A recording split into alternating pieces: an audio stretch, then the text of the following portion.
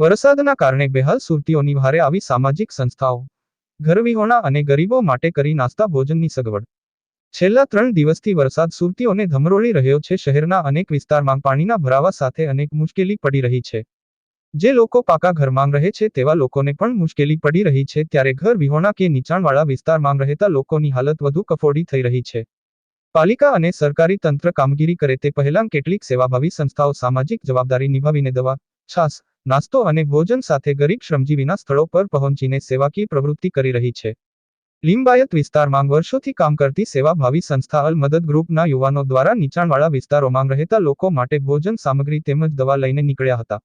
રાત્રિના સમયે જેમની પાસે વરસાદથી બચવા કોઈ સગવડ ન હોય તેઓ માટે મોટી પ્લાસ્ટિકની થેલીનો જાતે બનાવેલો રેઇનકોટ પણ આપવામાં આવ્યા હતા।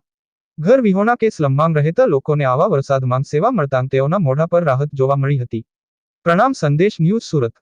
मेरा नाम मतीन सर, आप किस विस्तार में अभी खड़े हो?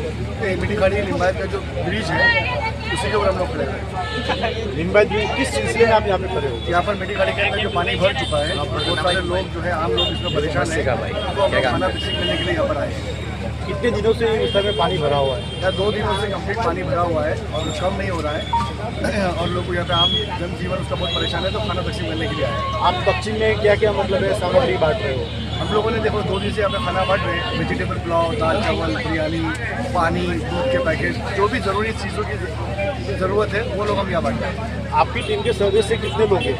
हमारा जो ग्रुप है उसका नाम अल मदद ग्रुप है। उसके अंदर सबसे पहले जो है हुसैन भाई चानीस, फरीद भाई, हाजी और मतीन सर मिलकर हम और गुलाम भाई, एक पूरी टीम है जो इसके अंदर काम कर रही है। आप दूसरे जो सामाजिक आगेवान हैं उनको क्या संदेश देना चाहेंगे? हम ये संदेश देना चाहेंगे कि आप लोग हालात देख रहे हैं और इस हालात के अंदर हर एक इंसान को इस समझना चाहिए कि वो दूसरे इंसान की मदद करे।